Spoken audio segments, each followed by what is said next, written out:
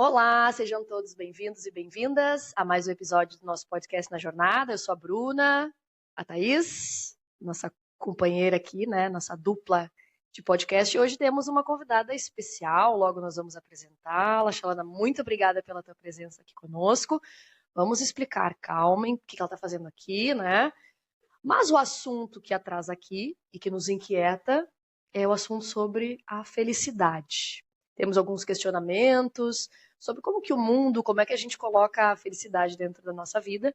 E embora a gente vá tratar com a Xelana aqui um assunto da felicidade de uma forma mais geral, sobre aspectos de ciência, enfim, outros tantos pontos que a gente pode explorar esse assunto, esse questionamento da Thaís e eu sobre a felicidade vem de uma passagem do Evangelho segundo o Espiritismo, de uma mensagem enviada por um espírito lá dentro do texto, que diz o seguinte, que a felicidade não existe, que ela não é desse mundo, né? Que ela não existe da forma como a gente a conhece.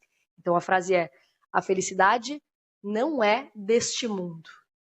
E por que a gente traz isso, né? Porque as pessoas ouvindo essa frase do Evangelho, né, que também é afirmadas pelas próprias palavras de Jesus, a gente passa às vezes uma vida pensando que a gente não é digno dessa felicidade ou que para ter essa felicidade a gente precisa passar por um grande sofrimento, por questões muito difíceis na vida, para que daí sim a gente se conecte com algo que é transcendente, com algo que é superior, para que a gente atinja essa felicidade. Como se a gente precisasse morrer, desencarnar, enfim, para chegar a um nível máximo de alegria ou de felicidade na vida.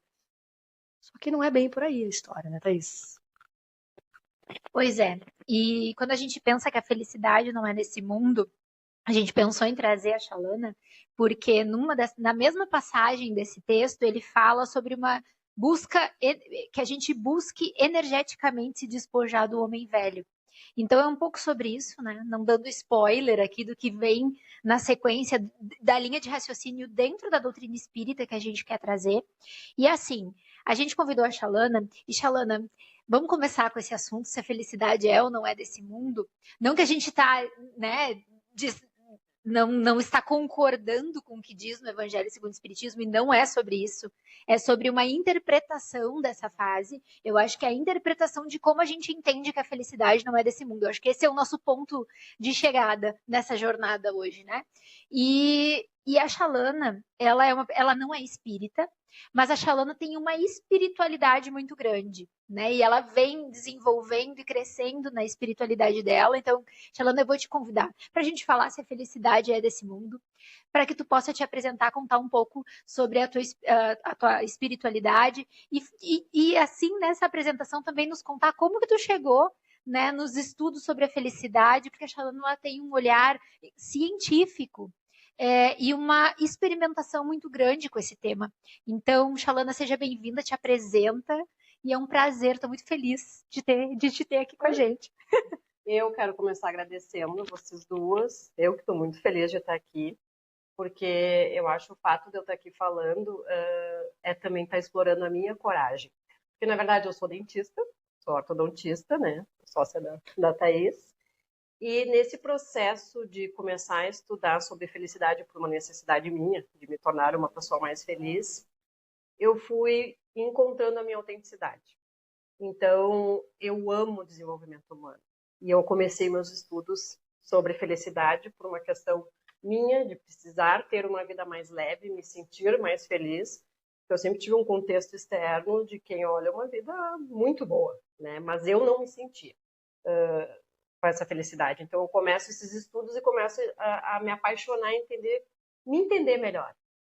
E eu amo a minha profissão, mas eu amo estudar desenvolvimento humano, eu amo estudar. Então, eu fiz vários cursos, né? Fiz o The Science of Happiness, da Universidade de Berkeley. Depois eu fiz o curso The Science of Wellbeing, de Yale. Fiz um curso de extensão da ciência da felicidade com um psicólogo até gaúcho, o Diego Burger. Então, não só fazer os cursos, eu comecei a botar em prática o que eu estava aprendendo. Eu quero trazer muito aqui, compartilhar com vocês isso. E que foi colocando em prática o que eu estava aprendendo que eu, de fato, transformei a minha vida internamente e, portanto, o externo passou a fazer muito mais sentido para mim, sabe? E eu acho que é isso. Às vezes a gente fica... São coisas simples, não necessariamente fáceis, mas simples, que são capazes de transformar a nossa vida de forma muito positiva, e eu acho que a gente vai compartilhar um pouquinho disso. Eu não sou espírita, na verdade, hoje eu não tenho nenhuma religião, me criei na religião católica, mas ainda adolescente, várias coisas não faziam mais sentido para mim dentro da religião católica. E o que aconteceu? Eu simplesmente me afastei. E fiquei muito tempo afastada de qualquer coisa, não acreditava mais em nada, e eu sou uma pessoa um pouco sensível, digamos assim, não sei qual é a definição, mas eu me afastei de tudo isso. E hoje eu me dou conta que um dos fatos de eu não me sentir feliz é de estar tão afastada dessa minha espiritualidade. E foi quando eu conheci a Thaís, né, em 2020. A gente conheceu um pouquinho antes, mas a gente começou a conviver diariamente 2020, né? 2020. E aí a Thaís, ela, não sei, né, acho que ela sentiu que eu tinha uma certa sensibilidade a alguma coisa, e só que ela foi muito sábia, porque ela me respeitou muito, assim. Ela me trazia algumas coisas não. Ela trouxe livros para eu ler, ela começou a me introduzir nessa questão da espiritualidade, e aí foi tudo acontecendo junto, né? Então, era a pandemia, né? Sabe o que eu acho interessante, Bru? Porque em nenhum momento da questão da gente indicar livros, porque eu leio de tudo, né? Eu indiquei livro espírita para ela. Então, eu acho que esse é um ponto importante quando a gente está aqui falando que a gente está num podcast espírita, porque nós somos espíritas, porque a doutrina espírita faz sentido para a gente, mas não significa que a gente não encontre a espiritualidade, que a gente não encontre essa essência em outros locais, né, Xalana? Porque eram livros sobre a vida. Livros que traziam esse ponto, exato. Aí, muitas vezes eu trazia questões da doutrina espírita que faziam ou não faziam sentido para ela, né? E aí eu acho que vem um ponto que a gente vai conversar mais sobre isso, mas uma vida feliz, ela precisa ser trabalhada na nossa espiritualidade, né? E para mim, fez sentido muito o conceito da Brené Brown sobre espiritualidade, onde ela traz, né, que é o reconhecer e celebrar que nós estamos todos inseparavelmente conectados uns aos outros por uma força maior que todos nós juntos, e que essa conexão de nós aos outros, essa força maior, ela é feita através do amor e compaixão. Para mim, isso é espiritualidade. E eu entendo que a espiritualidade está em tudo. E se eu falar para vocês que para mim a espiritualidade está nesse momento, onde nós estamos juntas, compartilhando sobre o bem, sobre felicidade, sobre espiritismo, com os outros, entendendo que existe uma força maior, para mim isso é espiritualidade. E se a gente for olhar um pouco, né, dentro disso, assim, do ponto de vista filosófico, né, porque a gente tem um histórico muito grande da filosofia, né, dos estudos sobre felicidade, que foi evoluindo ao longo do tempo, né, mas essa busca do ser humano por algo mais, até a antropologia, né, estuda muito isso, sociologia sobre outros aspectos, mas o ser humano, ele está sempre nessa busca por algo que ele parece que ele não chega nunca, né? Ele precisa se encontrar de alguma forma. Às vezes ele se encontra no espiritual, ele busca essa alegria de um contentamento que quando ele não atinge parece que ele está sempre infeliz, ou a ansiedade, né, de eu preciso encontrar algo que me satisfaça de um jeito diferente. E até me lembrei daquele filme, eu tô falando, né, Uma Natureza Selvagem, né, não sei se vocês recordam do filme, que é um jovem lá que ele tem tudo, mas ele tá insatisfeito, né, com a vida. Ele pega a combizinha dele, vai pro meio do nada e ele decide que ele quer viver sozinho, porque ele entende que a complexidade ali do mundo que atrapalha ele, então ele pensa assim, eu vou ser mais feliz, eu vou viver melhor se eu me isolar e viver só no meio da natureza, viver sozinho, é isso, né? E ele vai passando os dias ali e conforme o tempo vai passando, ele vai percebendo que essa felicidade sozinho não faz sentido. Mas ele precisava experienciar isso, né? A essência dele precisava que a felicidade, ela é... Aí é uma frase famosa do livro, né? A felicidade, ela existe quando ela é compartilhada. Porque é uma busca que a gente precisa sentir, entender, né? Para viver. Se a gente pegar em termos de ciência, qual é o maior preditor de felicidade? São os relacionamentos. Então, ninguém é feliz sozinho. E se a gente olhar o nosso histórico há 300 mil anos atrás, vivendo em comunidade, essa necessidade de pertencimento para sobreviver, né, nós somos seres sociáveis. Então, nós precisamos uns dos outros. E às vezes a gente achar que é tudo bem sozinho, não, né? Acho que cada vez mais essa compreensão da necessidade dos outros, fazer o bem a ti e aos outros, que nos traz feliz, nos faz felizes. E eu acho que, assim, em termos de ciência, né, o que traz em termos de conceito de felicidade, porque afinal de contas, o que é felicidade? Aí, primeiro que eu acho que é subjetivo. O que me faz feliz talvez não te faça, Bruno. Perfeito. Né? E eu acho que o que falta é essa clareza. Porque, assim, tu perguntar de bate-pronto, o que te faz feliz? Talvez tu... não sei. Porque a gente cai no conceito, né? Acho que é muito rápido, assim, quando alguém pergunta isso, é impactante, né, pra gente, porque questiona coisas da gente. Tu vai te questionar assim, tá, mas será que eu tô feliz mesmo? Mas acho que tem essa pergunta prévia, né? Tá, mas o que é esse tá feliz, né? E muitas vezes o que te faz feliz vai estar em coisas no futuro, coisas materiais e em coisas que. E a gente não sabe de verdade, se tu não parar para refletir intencionalmente, tu não vai responder o que realmente faria feliz, eu acho. Pelo menos pensando num bate-pronto. E é Assim. uma pergunta que a gente tem que ter clareza, né? Porque a gente, querendo ou não, o objetivo talvez nosso aqui seja ser feliz e a gente não tem clareza disso. Tem o que se aceita muito amplamente hoje em termos de ciência, é o conceito da Sonja Lyubomirsky, que é uma das maiores pesquisadoras, né, sobre o assunto, onde felicidade é a experiência de alegria e contentamento, ou bem-estar, combinada com a sensação de que a vida é boa, significativa e que vale a pena. Então, eu ainda entendo que a gente tem muito a ideia daquela pessoa feliz, alegre, extrovertida, e que isso é felicidade. A gente não consegue estar nesse estado o tempo todo, e está tudo bem. Uma vida feliz, ela também tem sofrimento, ela também tem tristeza, né? Eu acho que a primeira coisa que nos liberta de que não existe essa alegria, né? Esse sorrir o tempo inteiro. Eu gosto muito daquela imagem, né? Onde uma vida feliz, ela é feita de altos e baixos, desde que essa rampa ela vá subindo, que exista uma evolução, né?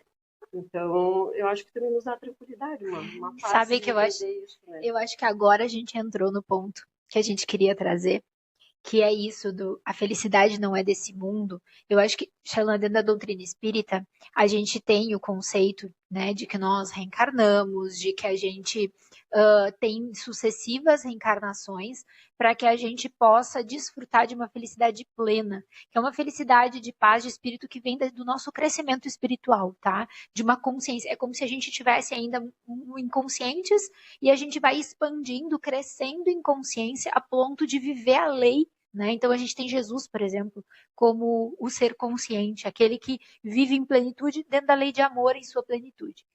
E que a gente está crescendo nisso. E eu acho que quando a gente fala que a felicidade não é desse mundo, é muito sobre essa felicidade sem oscilações. Essa felicidade de uma paz de consciência plena o tempo todo, onde a gente, dizem, né, Jesus não tinha pecados, né, ou seja, ele não errava o alvo. Eu acho que é no sentido disso, assim, a gente vai errar o alvo várias vezes. E tanto é que esse texto, ele está em Bem-aventurados os aflitos, ou seja, tereis aflições. A gente vai ter desafios. E eu acho que o que a gente queria trazer do ponto de vista, e a gente entrou agora, né, é nesse sentido de que a felicidade plena, como talvez a gente esteja esperando e a gente se fixe, ela não é desse mundo. Se a gente esperar que ela chegue simplesmente por não fazer nada, a gente vai entrar num nível de sofrimento muito grande. Mas a busca da felicidade desse mundo. Essa busca, eu acho que é muito sobre isso, né? Sobre um buscar intencionalmente, como ele diz aqui, energicamente essa felicidade, né? A felicidade, na verdade, assim, o que existe, tem uma fórmula, né? Eu gosto de botar num círculo, né? Vamos imaginar eu digo, a felicidade, vamos imaginar a felicidade como um pneu. Adoro. Boa. Eu adoro essa analogia. Enquanto tu explica, a gente vai comendo aqui, né? Um chocolate, que isso me deixa feliz. Vamos imaginar a felicidade como um pneu. É um pneu de um carro. Só que não é um pneu bonito, cheio. A felicidade é um pneu vazio, murcho, com um furo. E a gente precisa encher esse pneu.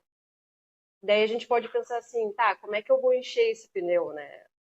Vamos ir até um posto, posto da felicidade, eu falo isso lá no workshop, posto da felicidade. O teu posto da felicidade, Bruna, é aqui na esquina, tá bem pertinho. Boa. O teu, Thaís, é 200 quilômetros. O meu posto da felicidade é do outro lado do mundo. Cada um chega no seu posto, aí tem um mecânico lá. Aí tu vai pedir pro mecânico arrumar teu pneu. Mas no teu posto não tem mecânico. Ah, mas então pega a bomba de ar lá e enche teu pneu. Não tem bomba de ar. E a verdade é que não existe posto da felicidade, não existe mecânico e não existe bomba de ar capaz de encher o nosso pneu da felicidade. Só tem uma forma da gente encher esse pneu. Cada um assoprar ativamente todos os dias. Excelente. E é todos os dias. Então, assim, e é por experiência própria de tudo que eu tenho estudado, de ativamente buscar a felicidade, não é fácil, porque é muito empenho. E tu me diz assim, tá, mas para que te empenhar tanto? Porque com o pneu cheio que a gente faz a jornada da vida mais leve, mais feliz e que nos possibilita chegar a lugares ou viver coisas que a gente não faz nem ideia. Mas ele é um esforço ativo. Então, assim, ó, se a gente pensa na felicidade, o que ela é composta, o que os estudos trazem, tá? Imagina de novo um pneu. Metade desse pneu ele é preenchido pela genética. Não é metade do pneu. Vamos imaginar um círculo, tá? Onde metade desse círculo, 50% dele é genético. O que quer dizer isso? Todos nós, a gente tem um set point da felicidade. É como se fosse um nível base de felicidade. Quando uma coisa muito ruim me acontecer, esse nível, vou baixar desse nível, vou ficar lá embaixo, mas em algum momento eu retorno esse set point, todos nós. E cada um tem um nível de set point. Coisas muito boas vão acontecer, a gente volta para esse nível. Isso teria uma definição genética. Ah, tá, mas então se meus pais são depressivos e tal, eu tô ralado. Não, isso é um ponto, tá? Mas que corresponderia a 50%. Aí eu te pergunto, Bruna, o que tu acha das circunstâncias da vida, assim, coisas que acontecem na nossa vida, coisas ruins ou boas, o quanto tu acha que interfere na nossa felicidade? Teria uma ideia, assim, tu acha que interfere, por exemplo, 40%, interfere 10%, interfere muito ou pouco? Eu acho que interfere muito, mas vai muito de como a gente está preparado para receber essa informação, sabe? Essa nossa resiliência interna de como é que eu vou absorver isso que chegou. Isso é constante, isso é passageiro, isso vai me tomar mais tempo, menos, vai me tomar mais energia ou menos. Eu acho que numa resposta simples, eu acho que isso nos toma mais. Mas ao passo que a gente vai aprendendo a medir, a gente vai equalizando mais para não afetar a nossa vida, a nossa saúde, porque o negativo, se a gente olha também sob uma perspectiva de que eu não sou feliz ou que tá ruim, isso vai atingir a minha saúde física, né? Daí a gente entra em outros aspectos. Ver o que a ciência traz. As circunstâncias externas de eventos ruins ou bons afetam só 10% da nossa felicidade. Olha só. E a gente não tem essa visão. A gente acha que quando uma coisa ruim acontecer, perdeu o emprego, a vida acabou. E não é isso. Tá, mas nós já falamos de 60%, que esses 60% correspondem ao furo do nosso pneu, ou seja, as circunstâncias a gente não controla e a genética a gente não controla. E os 40%? Os 40% são os nossos esforços intencionais. É o que a gente faz no dia a dia para aumentar a nossa felicidade. E aí é uma questão de perspectiva. Ou tu olha o copo meio cheio, meio vazio. Eu, quando olhei 40%, tudo isso? Então dá para fazer alguma coisa, né? Dá para tu modificar. Eu acho que quando a gente tem essa visão, eu acho que é isso que a gente vai trazer um pouco, afinal de contas, o que são esses 40% que a gente pode fazer ativamente, né? Eu fiquei muito feliz e realmente, né, a gente consegue transformar a vida. Sabe que quando tu falou assim, um pouco antes, né, de que é uma constante, né? A gente precisa entender, e é importante, né, para nossa vivência, que a felicidade ela não é um conceito, ela não é algo assim que vai ser constante na nossa vida, né? A gente vai buscar ativamente, como tu trouxe, exercitar esse padrão, até para que eu acho que a nossa mente, a nossa consciência, né, vá entendendo onde é que a gente encontra esse equilíbrio. E eu digo muito assim, eu vi um estudo recente de neurociência que diz que quando a gente está triste, por exemplo, se a gente tentar dar uma gargalhada por um minuto, assim, o cérebro entende que a alegria é mais importante que a tristeza, e daí o corpo passa a liberar substâncias para mitigar, né, aquela Vou te dar uma tristeza. boa Olha notícia. só, É só 20 segundos. Em 20 segundos. olha só, nem precisa ser um minuto. Tu sabe que no workshop, eu já assisti quantas vezes no workshop? Não sei, perdi as contas. Mas eu aplico as coisas e faz muito sentido tudo, e tem resultados. E a Shalana, posso já falar disso? Posso, né? Tu não precisa fazer. Eu tô esperando ela. Não vai me dar. Não, aqui tu não precisa fazer. Mas no workshop, não, né? Ela tem um exercício que é sobre a gente gargalhar, dar risada. E daí ela diz que ela se expõe, é a hora da vulnerabilidade. Porque é sobre isso, assim, e é interessante a gente observar as pessoas, porque tem pessoas que se dão essa liberdade de gargalhar, e tem pessoas que mesmo de uma forma não forçada, mas é um riso forçado que a gente chama, né? Fala sobre isso, Shalana. Sim. Não precisa fazer. Eu faço, mas você tem que fazer problema. A gente faz uns créditos, depois no final, 20 segundos, a gente vê. Eu acho que a gente pode. Assistam até o final, não rodem até o final para ver lá, vai ter o riso forçado no final, tá? Na verdade, eu fiz um curso de introdução à risoterapia, porque isso era outra questão minha.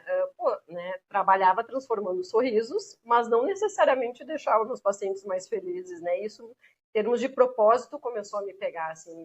Eu queria poder gerar uma transformação maior, né? E aí, nesse curso de introdução da risoterapia, então, tem um exercício que é literalmente a gente forçar o riso, e por 20 segundos, mesmo o riso forçado, a gente já tem liberação de serotonina, dopamina, enfim, já tem esses benefícios do nosso corpo do riso. E eu acho interessante isso, porque só que não é fácil, porque tu te coloca em muita vulnerabilidade, né? E eu acho importante trazer esse conceito de vulnerabilidade, que quando eu entendi isso, eu me abri mais para a questão espiritual também. Às vezes a gente tenta ter muito controle sobre as coisas. E quando eu entendi de que vulnerabilidade, também gosto do conceito da Brené Brown, como um dos maiores estudiosos sobre o assunto, né? Que é esse sentimento, né, que a gente experimenta em momentos de incerteza, de risco, de exposição emocional. A coragem só existe quando a gente vive a vulnerabilidade. Mas de se colocar, por exemplo, um riso forçado, é tu te colocar numa exposição, né, emocional, então tu fica vulnerável, mas ao mesmo tempo eu consigo, sabe? Tu te permitir isso é muito bacana. E acho que é trocar a ideia da fraqueza pela vulnerabilidade, né? Porque isso parece que soa mais assim experimental. Eu tô tentando entender quem eu sou. Porque quando a gente fala em fraqueza, fica parecendo assim, a gente tá suscetível a cair a qualquer momento. E quando a gente usa a vulnerabilidade, né, dentro até do conceito dela, acho interessante que parece que a gente tá sendo empático com a gente, né? Eu tenho esse espaço para olhar para isso, entender e daí sim buscar essa melhoria. E sabe que quando eu entendi isso do sentir-se e viver a vulnerabilidade, eu veio muita questão espiritual também. Que a gente não existe um desconhecido do qual a gente não tem explicação, a ciência não explica, sabe?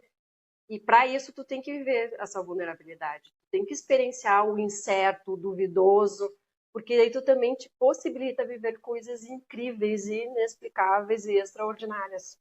Porque se tu não te abre para essa vulnerabilidade, tu também talvez tu esteja deixando de viver coisas extraordinárias e que são fantásticas, entende? Sabe que eu lembrei agora de um trecho de uma música de uma banda que eu gosto bastante, que é o Vanguard, né? É uma banda muito particular, assim, mas tem um som muito legal, muito visceral, assim, né? Na essência das letras, eu gosto bastante. E eles têm um trechinho de uma música que diz assim, que a felicidade não existe, o que existe na vida são momentos felizes. Acho que, olhando sob a perspectiva certa, né, da letra, a gente é muito assim uma responsabilidade nossa na construção. Ela não existe se eu for pensar que ela é constante. Não existe, não é isso. Mas os momentos felizes existem. Um dia eu posso estar triste, feliz inúmeras vezes e tá tudo bem. Eu posso me sentir triste por algum aspecto, mas se eu conseguir regular isso de alguma forma, eu posso me sentir feliz logo em seguida. Eu posso me sentir feliz de estar comendo algo que eu gosto, eu posso me sentir feliz por lembrar de pessoas que eu amo, enfim, né? Então, a gente tem essa oscilação, como tu trouxestes antes, né? Que eu acho que é o que vai nos definindo, vai gerando esse ajuste, né, pra gente dentro de uma escala de um dia, né? Eu acho que aí vem uma trilha, é normal, mas assim, um pouquinho de questão de conceito. Eu acho que quando tu fala, a gente tá falando mais em alegria e contentamento, que é o prazer, né? E a felicidade, se a gente tiver uma imagem mais de plenitude, de paz, eu acho que fica mais fácil de compreender. A gente mistura muito alegria com felicidade, né? Mas a alegria é essa emoção, esse prazer de comer o chocolate, de escutar a música. E a felicidade vem num conceito mais amplo de paz, de plenitude, de significado, de propósito. Então, e se tu pensar no contexto geral, de olhar a tua vida como um todo, essa análise a gente precisa fazer, às vezes, não é o momento ali, né? Único, Sim. Sabe, vocês estavam falando, eu estava tentando, isso inevitavelmente veio, assim, porque essa frase da felicidade não é desse mundo, essa felicidade plena não é desse mundo, né? Essa oscilação é parte desse mundo que exige da gente uma busca ativa, né? A intencionalidade, que nem tu falou, né? As nossas ações intencionais, porque se a gente for pensar pelo ponto de vista da doutrina espírita, até a nossa genética é parte do planejamento. Então, o nosso nível de dificuldade ou de facilidade, de sintonia, também é parte de um processo em que somos herdeiros de nós mesmos. Agora, trazendo para um ponto de vista do que a gente acredita, né, dentro da doutrina espírita. Mas olha que interessante, porque essa frase, ela está dentro do capítulo, por exemplo, do Evangelho segundo o Espiritismo, do bem-aventurados os aflitos, tá? E bem-aventurados também é felizes. Algumas traduções da Bíblia trazem como felizes os aflitos. Então, felicidade não é a emoção da alegria. Porque tu pode ser feliz na aflição. Mas como assim eu sou feliz na aflição? Desafios a gente vai ter nesse mundo. Não tem como a gente não ter desafios. Então, a felicidade, ela não parte da emoção sentida, né? Ela parte do estado de plenitude frente ao que se apresenta, independente do que se apresenta. Eu acho que tem também a questão, as emoções positivas, elas são importantes, mas também não é só isso que vai fazer a vida feliz. Por exemplo, a questão do significado, de propósito, entendeu? De tu... Aí a questão de trabalhar as virtudes, né? Que a gente tinha comentado antes. Um ganchinho ali, pode colocar. Tu quer que a gente comece de novo? A gente começa ali. Para que terminar minha pergunta, tu segue. Isso. Aqui tá ok, é isso mesmo. Aí tem um ganchinho aí, só clica ele bem aqui nesse meio. Nesse aqui. Isso. Isso. Sorry. Aí começa a parte de que tu fez a pergunta, aí tu começa a falar de novo. Não, tu deu alguém das emoções, das virtudes. As virtudes. Tá. Foi aí que parou. Vai lá que começa falando das virtudes. Martin Seligman, que é o pai da psicologia positiva, junto com o Peterson, eles avaliaram, né, porque no conceito dele, que eu também, para mim faz total sentido, que a felicidade ela é autêntica, a gente precisa trabalhar nossas forças pessoais. Quando a gente trabalha buscando ativamente essa felicidade, buscando as nossas forças pessoais, a vida se torna com mais significado, mais gratificante, tá? Não é a busca pelo prazer em si. E aí eles estudaram, né, 3.000 anos atrás, todas as tradições, culturas e religiões, e eles encontraram 6 virtudes universais: sabedoria e conhecimento, coragem, amor e humanidade, justiça, temperança, espiritualidade e transcendência. Legal. Se a gente buscar, fazer essa busca ativa da felicidade, usando essas nossas virtudes, e aí cada um vai ter que, né, identificar a sua, a gente teria uma vida mais gratificante, portanto, com mais sentido, mais propósito. Eu acho legal porque nos dá um norte, né, do que fazer no dia a dia também, né?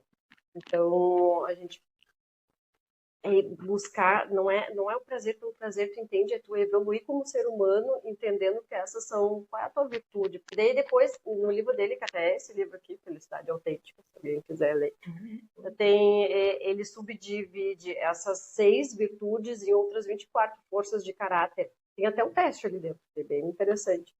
Porque se tu identificar quais são as tuas e trabalhar dentro de todas as áreas da tua vida nessas forças, né, tu tem essa vida mais feliz e mais gratificante, com mais significado. Então, eu acho bem interessante a gente pensar assim. Bem legal. E tu trouxe alguns esses parâmetros, né? Assim, acho que de forma geral a ciência, ela, pelo que eu acompanho também, eu sou da área de administração e a minha formação é na área de comportamento de consumo. E a gente estuda muito, né? Eu estudei muito no mestrado, no doutorado também, dentro da área de comportamento de consumo, as escalas de felicidade para consumo. Então a gente vê que e claro que o marketing comportamental ele vem da psicologia, mas ele também vem da economia comportamental, que são 2 áreas que dão base para o marketing de comportamento, para a gente estudar essas áreas sobre ciências que são mais antigas nesse assunto. Então, tem escalas da psicologia, escalas da economia e do próprio campo da administração que tentam colocar índices numéricos para medir felicidade sobre perspectivas distintas. Mas não é só aí, tem a biologia, a neurociência, a antropologia, a sociologia, tem um monte de gente estudando e a espiritualidade, a teologia, para tentar assim, achar um conceito. Na minha opinião, nunca ninguém vai achar, né, um conceito. Acho que nem é a intenção, é conseguir criar parâmetros, padrões, né, que respondam a isso. Mas acho que, já que tu trouxe esses critérios que dão algumas definições, eu lembrei aqui agora do relatório de felicidade nacional, né, o World Happiness Report, que ele traz a ideia de qual é o país mais feliz do mundo e tem a atualização de 2025. E dentro lá de uma série de países, ele traz que o país mais feliz considerado nesse estudo é a Finlândia. Dentro de uma escala de 10 pontos, a Finlândia tem 7,73. O Brasil, por exemplo, para a gente comparar, está em 36º. E o último país da escala, que é o Afeganistão, está com 1,36. Ele está em 147º lugar na escala, o último. E daí, o que ele traz como conceitos, né? Porque a gente pensa, nossa, a Finlândia é um país muito feliz.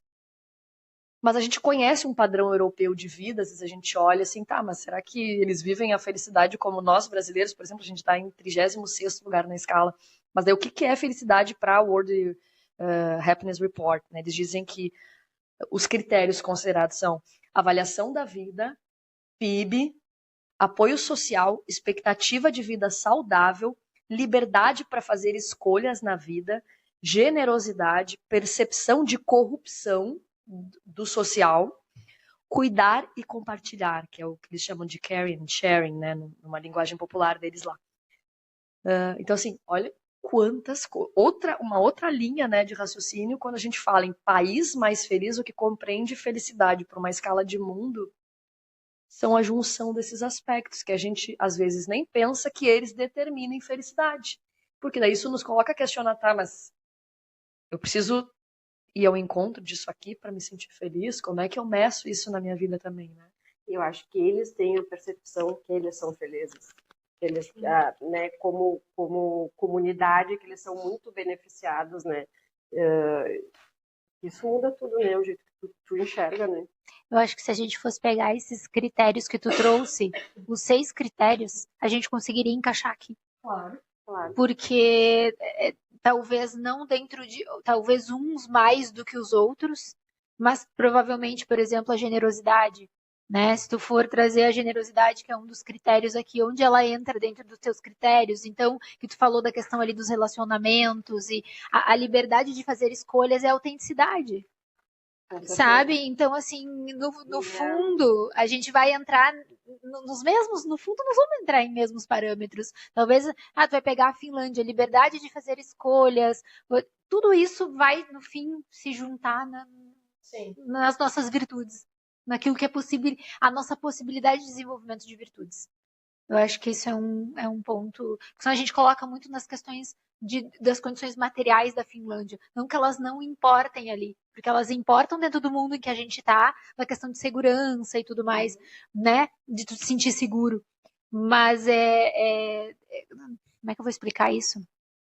Tu quer seguir? Porque eu acho que tu tá Não, pensando aí. Não, eu acho que é principalmente a percepção deles, que eles valorizam a segurança, eles têm consciência de que eles têm uma vida feliz, entende? Porque eles têm toda essa questão. E até o fato deles serem colocados como o país mais feliz do mundo faz disso uma comunidade, um Porque, pertencimento. por exemplo, que nem tem aquele estudo de Harvard, que na verdade é o estudo de desenvolvimento adulto, né? É um estudo que ele tem mais longitudinal, mais de 84 anos, então com uma amostra que persistiu, então se acompanhava as mesmas pessoas durante toda a vida, com medições, com N questionamentos, é um estudo que ele é muito relevante, né? E aí traz que o maior preditor de felicidade são os relacionamentos. Não é a quantidade, é a qualidade. E a percepção que tu tem da qualidade dos teus relacionamentos, tu entende? Então, se tu entende que tu tem bons relacionamentos, aquilo vai te gerar felicidade. Então, acho que vem meio nesse sentido. E eu quero trazer também, que eu acho importante, assim, em termos de ciência, tá? Eu acho que a ciência, no meu entender, ela norteia, tá? Ela nos dá um norte para uma direção, ó, é por aqui o caminho. Mas a ciência, ela fala sobre a média. Nós não somos a média. Nós somos cada um especial, né? A sua maneira. Mas eu acho que nos dá um norte. Então, por exemplo, assim, Martin Seligman, ele trouxe um modelo de felicidade chamado PERMA, que Diego Burger, que é esse psicólogo gaúcho, do qual eu fiz o curso com ele na tese de mestrado dele, que ele fez junto com o Martin Seligman, lá, foi para Pensilvânia, ele determinou 3 pilares da felicidade, tá? Que se a gente trabalhar nesses pilares, a gente aumenta a felicidade. A gente falou de ser intencional, né? Das atividades intencionais que a gente tem que fazer. Então, vamos imaginar assim, ó, o pilar 1 é o pilar da saúde, que ele tem exercício, atividade física, tempo na natureza, meditação, sono e nutrição. Então, se a gente trabalhar dentro do pilar da saúde, nesses 5 elementos, passar tempo na natureza aumenta a felicidade, né? Os estudos mostram que 120 minutos por semana a gente tem um aumento da nossa felicidade, praticar meditação, mindfulness, dormir bem, praticar atividade física. Então, nos norteia que se a gente atuar intencionalmente nisso, a gente vai aumentar a felicidade. O segundo pilar é o pilar de relacionamentos. De que relacionamentos a gente está falando? Família, amigos, colegas de trabalho, relação amorosa e estranhos. Se trabalharmos nesse pilar, a gente aumenta a nossa felicidade. E o terceiro pilar, que seria o pilar do crescimento, que é sentido, propósito, tá? Trabalho e dinheiro. Ainda espiritualidade, aumenta a nossa felicidade se a gente atuar nisso, emoções positivas e autorrealização. Isso a ciência mostra. Então, para mim, quando a gente fez a pergunta, né, o que te faz feliz? Pô, isso aqui te clareia. E não adianta a gente, assim, ó, ter um pilar muito positivo de saúde. Minha saúde está maravilhosa em todos os pontos. Tá, mas o teu de relacionamento tá uma droga. Não adianta em termos de felicidade. É melhor a gente ficar na média em todos os pilares do que ter um pilar ou na carreira eu tô fantástica, mas não tenho, sabe? E aí nos norteia. E se a gente ainda juntar isso com as nossas virtudes, bom, eu acho que fica mais claro o caminho a ser percorrido. Pensando, cada vez que eu vejo ela falar disso, quando ela fala eu sempre lembro, por exemplo, quando eu tô na academia, eu digo pra ela, às vezes eu digo, eu tô enchendo o pneu da felicidade e esvaziando os de gordura da barriga. Não é o que a gente tá fazendo aqui agora. Não. Eu ia brincar mais ou menos parecido. Assim, para mim, a felicidade, né? Se a gente fosse fazer essa pergunta, assim, eu diria que eu preciso estar bem espiritualmente. Eu preciso ter essa sensação que eu tô conectada com Deus, com o divino. Eu preciso estar bem no meu relacionamento. Eu preciso saber que os meus pais, que a minha família estão bem. E na pior das hipóteses, e assim, tô bem de exercício, tô conseguindo malhar a quantia da semana, tô bem com isso, tô me alimentando bem, tô tomando água. Mas na pior das hipóteses, se tu tiver errado, se a louça tiver lavada, Se eu chegar em casa e a louça estiver lavada, estiver tudo organizado, eu já estou feliz. Se a cama estiver arrumada, então eu ganho o dia. Felicidade nas pequenas coisas. Exato. Mas a gente chega a um ponto da vida, eu tô brincando, mas assim, acho que a gente chega a um ponto de estresse da vida, do cotidiano, que coisas muito simples começam a, de fato... E eu não tô falando dessa coisa da alegria. Tô falando assim de... Tá equilibrado pra mim. Tá equilibrado dentro de mim. Isso aqui tá me satisfazendo dessa forma como está, sabe? Eu acho que essa reflexão é válida também. E eu acho que pegando o que a Bruna, para poder até te fazer uma pergunta na sequência, eu acho que eu passei por um momento, eu acho que a gente está vivendo um momento hoje, como humanidade, em que a gente tem acesso a muita informação. Então a gente começa a ver a vida das pessoas e achar que muitas coisas te trariam felicidade e que a tua vida nem é tão boa assim e que tu começa a achar que tu tem grandes coisas que fazer para ter a felicidade. Acho que sempre foi assim, mas agora isso tá mais palpável e mais visível. Eu acho que eu venho de um exercício, muito do que a gente vem conversando e de tanto a questão da espiritualidade, mas de N coisas, né, Shalana? A gente vem conversando sobre isso, assim, sobre a gente voltar a colocar, sabe, na própria questão do trabalho, eu sou tão feliz atendendo os pacientes, eu sou tão feliz fazendo essas coisas, mas parece que quando a nossa cabeça tá lá na frente, a gente deixa de valorizar as pequenas coisas e entender que se essa valorização não existir, a felicidade não vai chegar nunca, né? E eu acho que, assim, tem muita coisa intencional que a gente pode fazer, né? Não sei se tu quer falar já sobre isso, assim, se tu tem alguma outra coisa para trazer antes, de coisas intencionais que a gente pode fazer para aumentar o nosso nível de felicidade. Daqueles 40% ali. Além para encher o pneu. Isso. Que o comum é extraordinário. E é o comum a gente está falando às vezes de uma respiração quando está ansiosa.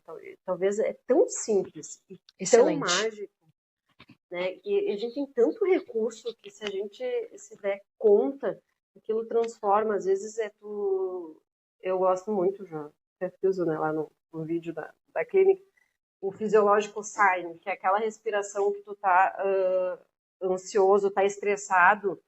Neurociência mostra em 20, 30 segundos, fazendo de 2 a 3 respirações, tu muda teu estado, e é uma coisa tão simples que todos nós devemos fazer, né? Que eu vou mostrar para vocês aqui, tá? O que é o physiological sign? Respiração. Gosto. Eu já me ajeitei. Assim, ó, a gente puxa o ar, inspira em 2 tempos e expira num tempo longo. Então, ó.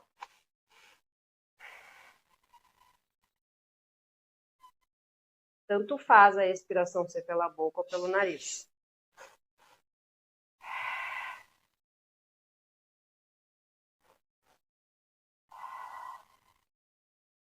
Isso ativa o sistema parasimpático, a gente relaxa. Isso é extraordinário. Às vezes é numa situação de estresse que tu ensinar alguém que está do teu lado que não está passando bem, uma criança, é o comum que é extraordinário. Eu acho que a felicidade realmente está nisso, sabe?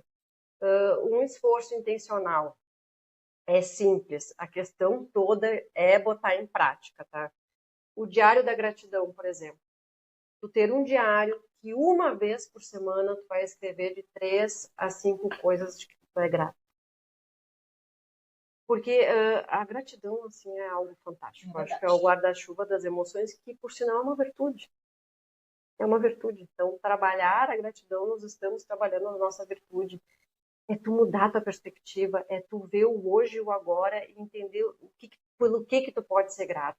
Então, eu acho que e todo mundo tem alguma coisa pelo qual ser grato, né? Sabe que é interessante, porque depois do primeiro workshop da Shalana, eu acho um ponto interessante. Dentro da doutrina espírita, a gente se abastece de muita coisa. Porque tu pode ver, tudo que ela está falando faz parte do que a gente vê, né, que traz a essência. Mas essas aplicações práticas a gente vai buscar na ciência, que é a parte da ciência, né? A gente diz que a doutrina espírita tem que ir em busca da ciência. E aí eu comecei, sabe o que eu faço? Eu escrevo as minhas orações. Eu já estou no 2º caderninho. Eu escrevo todos os dias. E as minhas orações, elas sempre começam pelos meus agradecimentos. Então eu preciso achar o que agradecer. E é impressionante, assim, ó. Se tem um dia que eu não consigo escrever, é como se estivesse faltando uma parte de mim. porque é literalmente um momento em que eu me conecto e eu começo a escrever. Depois, se eu leio o que eu escrevi, eu penso, gente, sabe quando tu para às vezes para ler as coisas? Tem tanta coisa, né? Então, assim, hoje o meu caderninho da gratidão é também meu caderno de oração. E eu comecei a escrever uma vez por dia. Às vezes eu tô no trabalho, meio-dia, eu não consegui escrever de manhã. Fui na academia, voltei, porque eu faço a minha oração quando eu acordo, né? Mas eu escrevo em algum momento, aquilo fica registrado e eu agradeço. Inclusive, às vezes, por coisas que eu ainda nem tenho, mas que eu sei que eu vou ter. Questões internas mesmo, sabe? Quase como se eu estivesse falando. E às vezes eu começo pelo que eu tenho a agradecer mesmo, e daqui a pouco eu penso, mas isso aqui eu também vou agradecer, porque isso aqui também, já, tipo, como se já fosse, sabe? Tem sido bem importante, assim. Eu disse, ainda falei, né? Se eu desencarnar, vocês queimem o caderninho. Porque tem coisas ali que vão dizer, ah, ela era doida. Eu já disse pro Marcelo, tu não dá esse caderninho pra ninguém, que é eu com Jesus. Mas esse caderno, isso realmente funciona. Funciona e isso vai te trazendo um nível de bem-estar que hoje é tipo, sabe tu reconhecer o bem-estar que o exercício faz? Então eu acabei unindo as duas coisas. Então meu caderninho da gratidão também é um caderninho de oração, sabe? Outra coisa que também é no mesmo sentido são as 3 coisas boas do dia. A gente faz em família, na janta, lá em casa. No início, se criou um pouquinho de resistência de todo mundo e depois, sempre não, tá? Agora a gente faz um tempo que a gente não tem feito. Mas assim, a gente janta e tá. Cada um diz as 3 coisas boas do dia. Coisa simples. O lanche que eu levei para a escola hoje foi bom, sabe? E é engraçado que sempre surge estarmos aqui juntos agora. É uma das coisas boas. E teve dias já que foram dias ruins. Por exemplo, meu filho, não, hoje eu não tenho nada de bom. Eu, não, mas é hoje que nós vamos ter que achar 3 coisas boas. Quantos anos tem teu filho? Vai fazer 10 agora. E ele complexo, né? E ele achou outras coisas boas, assim, e é impressionante, assim, o meu marido também no início era um pouco resistente, depois ele foi, e realmente a gente se dá conta de que... Acho que a gente se intimida um pouco, né, de pensar isso, né, assim, é porque a vida é tão automático que às vezes a gente tem que parar mesmo para refletir, né, tá, deixa eu ver o que porque eu tô tão acostumada a fazer tudo dentro de uma rotina, que deixa eu ver se isso aqui foi bom, isso aqui de fato é uma coisa que eu tenho que agradecer, eu tenho que pensar que isso aqui foi uma coisa positiva, porque a gente vive nesse automático, né? E eu acho que não é nenhum momento só que tu tá construindo aquilo ali, né? Porque às vezes tu tem que achar a coisa boa. Aí tu já reconheceu que aquilo é bom. E aí tu vai treinando ao ponto de que daqui a pouco, quando acontece, tu pensa, isso aqui é a coisa boa, né? É como se tu fosse condicionando todos os dias o teu cérebro a entender o que é bom. E viver o bom. Acontece. É a mesma coisa a questão da gratidão, assim. Para mim foi um treino e hoje, quando eu vejo, eu tô agradecendo por tudo. Assim, mentalmente, né? Assim, nossa, que fantástico. Assim. E realmente, assim, a questão de criar hábitos, né? É a frequência. É a gente se manter nesse estado de pensar positivo. E eu acredito muito nisso, assim. Todas as vezes eu acordo de manhã, tomo uma garrafa de água, eu não bebi água, né? E agora eu já tomo. E só pensando coisa positiva. Eu acho que é algo que a gente ensina, né? Acho que é uma disciplina. A gente meio que ensina, assim, o teu corpo, o teu cérebro, né? A fazer esse processo de agradecimento. Porque eu também sinto isso, assim, eu sou uma pessoa que, ao longo do meu dia, eu já aprendi isso e o Espiritismo me ensinou muito, até por conta das próprias orações. Vamos primeiro agradecer, depois a gente pede, né? Então eu criei essa dinâmica. Então eu passo ao longo do meu dia, eu não sei explicar, mas às vezes até uma questão energética, assim, de estar aqui e aconteceu agora aqui, tipo, a gente tá falando e eu pensei, nossa, que gostoso estar aqui. Coisa boa essa sensação de que a gente tem essa liberdade para conversar. Eu me sinto segura aqui, eu me sinto à vontade e dá uma sensação tão boa que eu vou pensando isso ao longo do dia, né, das coisas assim, nossa, que legal, eu tenho meus pais, eu tenho as pessoas que eu amo, que sorte a mim ainda ter, né, essas pessoas ali, e eu vou pegando essa energia dessas coisas e vou me alimentando para reforçar essa gratidão. Mas sabe, Bruna, que um dos grandes desafios, e eu falo isso, né, sentir é maravilhoso, mas a gente expressar a gratidão é algo que não tem igual. Sabe? É verdade. Então, e eu acho que a gente também é um exercício a fazer todos os dias, qualquer pessoa no elevador abrir a porta para ti, agradecer, assim, sabe, agradecer. Um dos outros exercícios práticos, que eu não acho um exercício fácil, eu acho que a nível hard já é a carta da gratidão. E desde que eu comecei a fazer os workshops, eu sempre tento fazer uma carta da gratidão ao vivo lá, né? Enfim, eu penso muito assim, ó, a teoria é maravilhosa, a gente tem que ter a teoria, mas o viver, a prática, o sentir, que é o que faz a diferença, né? E eu tive a oportunidade de escrever várias cartas que foram muito transformadoras. Então, assim, tu poder escrever e expressar essa gratidão a alguém, agradecer, é algo que transforma a tua vida, transforma a vida de quem recebeu essa carta. Então, sugiro, assim, para todo mundo que tiver a oportunidade de fazer as suas cartas da gratidão. A gente está chegando nos momentos finais aqui, né, do nosso encontro, e vou pedir para tu contar um pouquinho, então, pra gente o que é esse workshop.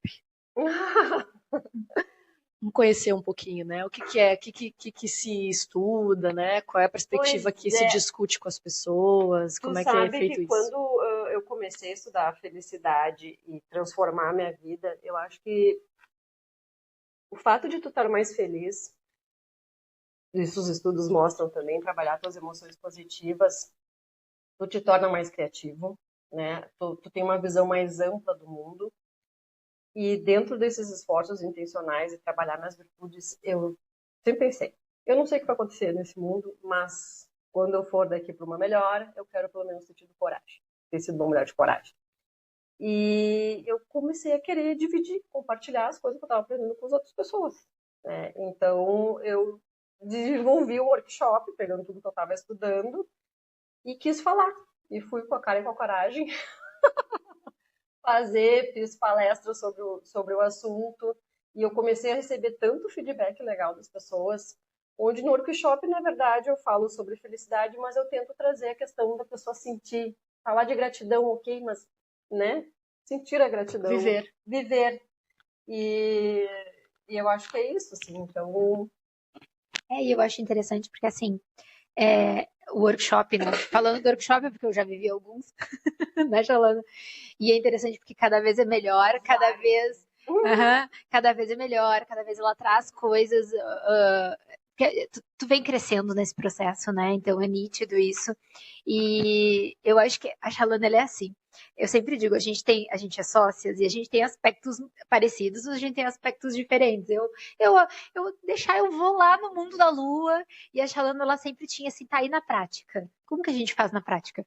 Sabe? Então isso me impacta muito do workshop dela por causa disso, assim. Porque é que ela tá aí na prática, eu faço o quê? Então ela traz coisas, como ela falou aqui, da prática do dia a dia. Que é tipo assim, tá, a gente vai entrar num ponto filosófico sobre pensar o que é felicidade, fazer perguntas impactantes, né? O que te faz feliz?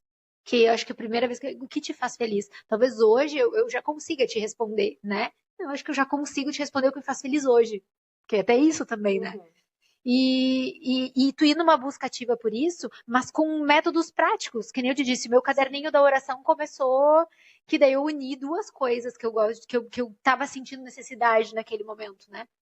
Então, eu acho que essa praticidade que tu traz, né? E que eu já te falei que tu tem que transformar ela numa mentoria, e eu acho que a gente pode colocar um link aqui agora nesse momento, para que as pessoas possam fazer isso individualmente. Tu não gostaria de ter as aulas que ela dá no workshop, tipo, com toda a parte dos estudos, e a partir daí sentar com ela e dizer... Porque muitas vezes é isso, a gente não consegue... Eu tô tão perdido no que me faz feliz, que às vezes... Sabe aquela história de ninguém leva ninguém onde nunca foi?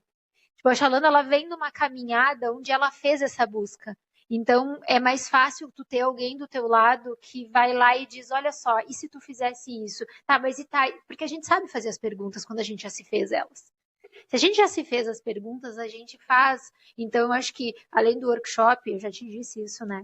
E eu acho que a gente vai deixar um link aqui para se alguém que escutou quiser entrar em contato para que tu possa fazer isso individualmente. Porque eu acho que é uma forma, ou talvez em grupos, vamos para seguir ela, tá? Porque ela vai colocar sobre isso no Instagram. Minha maior incentivadora. Para fazer isso de uma forma intencional, mas com apoio, porque eu acho que a parte dos nossos relacionamentos é isso também, a gente buscar pessoas que possam nos auxiliar nessa jornada, né? Porque a gente não, muitas vezes o caminho é mais difícil muitas vezes não, ele é mais difícil sozinho, né? Quer falar algo sobre isso? Quer brigar comigo? O que tu tá... Deixa eu complementar, deixa eu aquecer a brasa. Porque, assim, a gente aqui é da área organizacional também, né? Eu, no caso. A gente vê muito que os gestores, né, da área, que a influência, né, desses aspectos de felicidade impactam muito no desempenho de trabalho. Então, as áreas de recursos humanos estudam muito, né, o quanto isso impacta no equilíbrio, né, do ser humano enquanto trabalha em toda aquela complexidade de trabalho. Então, a área de recursos humanos das empresas também busca muito levar isso para os funcionários, para os colaboradores, no sentido de auxiliar naquelas escalas de clima organizacional, né, em todos esses aspectos, porque isso melhora o ser humano não só enquanto ser humano vida, mas isso vai reverberar onde? Nos lugares onde ele mais está. Onde que a gente passa a maior parte do nosso tempo hoje na vida? É no ambiente de trabalho. Então, se a gente formos pessoas mais instruídas para essa felicidade, para esse equilíbrio, né, para esse sentimento bom, mais isso positivamente repercute em tudo que a gente faz, sobretudo questões de trabalho, né? Então tem muitas pontas aí para o assunto. Eu acho, assim, que o que mais me encanta desse assunto é que a felicidade, ela não é só sobre a gente. A felicidade, ela é altruísta. A partir do momento que a gente trabalha individualmente a nossa felicidade, a gente faz o esforço ativo, intencional, todos os dias de encher esse pneu furado, que ele é eternamente furado, como a gente comentou, a gente não está só impactando a nossa vida. A gente está impactando a vida de todas as pessoas com as quais a gente convive. Isso é fantástico. Então, a gente começa a criar uma espiral de positividade que eu acredito que a gente transforma o mundo.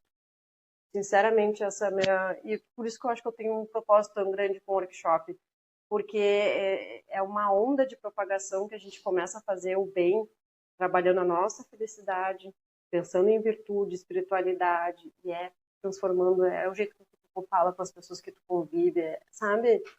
Eu acho isso fantástico. Então, tem também, né? Hoje em dia, a psicologia positiva traz muito. Não é o sucesso que vai te fazer feliz, né? É tu sendo feliz que tu vai ter sucesso. Exato. Então, e eu acredito piamente nisso. Eu acho que muito do sucesso está estruturado também no bem que a gente faz, que nem tu falou, né? A gente se sentir fazendo a diferença. E aquela história, né? A gente acha às vezes, eu não posso fazer a diferença. Uma pessoa fez a diferença, tipo Jesus, né? No mundo inteiro. Aí vamos pegar várias pessoas que fizeram a diferença em grandes escalas, uma pessoa sozinha. Aí a gente acha que a gente não faz diferença no nosso ambiente de trabalho? A gente acha que a gente não pode, com uma mudança, com questões intencionais pequenas, a gente não pode transformar o ambiente de trabalho, a gente não consegue transformar a nossa casa num lugar mais pacífico, né? Que a gente diz, existe uma diferença entre casa e lar. Né? Uma casa é uma casa física preenchida por pessoas. Agora, um lar é aquele lugar que tu chega e diz, eu gosto de estar aqui. Uhum. E muitas vezes ele precisa ser transformado e alguém precisa começar esse processo. Né? Então, porque eu acho que isso transborda. A gente chega uma hora que tu vai te colocando e isso vai transbordar. É inevitável não transbordar. Mas eu acho que vamos para o nosso fechamento. Quero te agradecer. Tu tem mais alguma coisa que tu queira dizer? Importante? Vamos fazer o Theo. Não, assim, ó. Eu não sei se ela vai fazer esse processo individual. Sério, gente, risada? Não, risada, risoterapia lá. Ai, tá, mas eu ainda vou, antes da gente finalizar, vamos finalizar com a risoterapia, tá? Nós não vamos dar tchau. A gente vai finalizar com a risoterapia. Deixa assim. E aí, mas antes disso, eu não sei se tu vai querer, né, iniciar esse processo, porque quem tá assistindo muitas vezes não mora em Porto Alegre. Pode ser que essa pessoa mora em outro lugar. O workshop, geralmente, ele acontece em Porto Alegre. Vai acontecer no interior agora, em novembro, né, numa cidade do interior aqui. Mas, geralmente, esse workshop é em Porto Alegre. Se as pessoas quiserem te levar para algum lugar. Mas, assim, se tu for... Não sei se tu pretende formar grupos, se tu pretende fazer isso de forma individual, mas o que eu, uma pessoa assídua nos workshops. A gente percebe. Eu acho que, né, eu não acho nada, mas eu sei se ela quiser, mas eu sei que ela quer. Não sei se isso vai ser em grupo, se isso vai ser individual, mas o teu material tá pronto. A tua condução tá pronta, tu não precisa acrescentar nada. Não precisa acrescentar nada. preencham o formulário aí que a gente vai colocar e se informem se isso vai ser em grupo, se isso vai ser individual, de como que vai ser, de quanto tempo, porque isso, né, ela vai fazer agora no processo. Mas é que eu acredito no negócio, entendeu? Por isso que eu tô falando disso, porque eu já participei e é interessante porque eu sempre dou um jeito de ir, né? Eu me enfio lá e vou. Eu só faltei um até hoje. Então eu só voltei um e eu vou e cada vez é diferente, cada vez eu tenho insights diferentes, porque eu não sou mais a mesma pessoa quando eu vou, né? Então, Bom, né? Se transformar, A gente evoluir no processo, né? eu disse que eu vou, eu sou a, como é que se diz? A do fã-clube? Não é a do número 1. Então, meninas, um prazer estar com vocês. Obrigada pela presença, obrigada, Thaís. Eu que agradeço muito e pela coragem de vocês duas, por esse projeto, que com certeza é para beneficiar muita gente. Legal. E vamos para os créditos agora, né? Fiquem com a gente se vocês quiserem ver o exercício. Para risoterapia. A risoterapia. Tchau, tchau. Paz e luz para vocês. Vai lá. Tá, o seguinte é a gente literalmente forçar o riso, mas a gente tem que sustentar esse riso forçado por 20 segundos. Tá. A ideia é que do riso forçado venha um riso espontâneo. Às vezes não acontece, mas tá tudo bem. Ele já tá rindo antes. Eu tô pensando na nossa vulnerabilidade, porque tem pessoas ali atrás. E eu não sei se eles vão entender o que a gente tá fazendo. E aí entra a nossa vulnerabilidade, tu viu? Só como é que é? Talvez elas não ouçam, talvez elas ouçam. Acho que o isolamento acústico aqui não é muito bom. Elas vão ouvir o meu ouvido. Mas a gente podia fazer diferente, sem as palmas, talvez. Pode ser. Pode ser. Não tem Vê problema. o que tu acha melhor. O que teu coração diz. Pode seguir o roteiro, segue o roteiro. Se hoje. Eu vou fazer com palma. É assim, ó. Eu vou bater palma de um lado e pro outro. E vou fazer ha, ha, ha, ho, ho, ho. E vocês vão me copiando. Tá. Até que nisso vai Tô pronta. um riso provocado. Então vamos lá. Ha, ha, ha, ho, ho, ho. Ha, ha, ha, ho, ho, ho.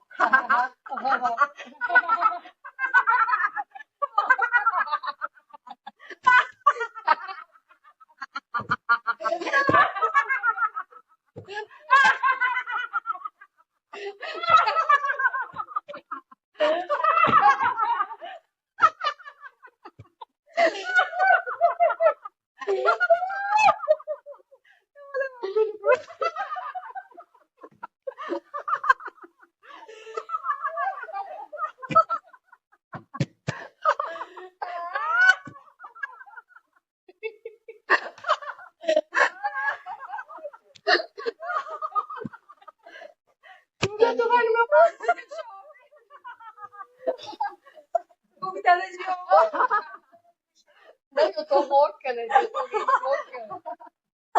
Muito bom. Mas eu já finalizei. Isso é Não, créditos. Ah, tá. É crédito. Créditos. Mas mesmo assim, tu vai cortar os créditos enquanto a gente tá gargalhando. Vai entrar logo na sequência. Vai entrar. Muito bom.